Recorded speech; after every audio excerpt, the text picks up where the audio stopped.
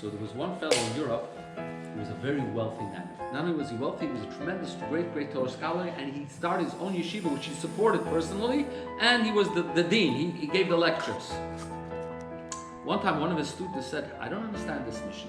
How do you bless God for the bad as much as for the good? He says, well, he started to explain to him what you have to do. You have to know that everything comes from God, and God is really only goodness, and maybe it's not revealed, but you have to believe in it. And he gave him a whole lecture explaining it to him. His wealth was based on buying forests, hiring people to cut down the lumber, and then they would make rafts from it and float them down the river to be sold as lumber. Then, one day, the rafts fell apart and he lost a fortune. They didn't know how to break it to him.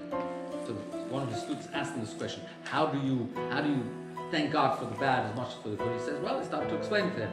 He says, does that mean if you have tremendous loss, you should start to dance? He said, yes, exactly, that's what it means. He says, so for example, if all your lumber got lost, so do you tell me you have to dance?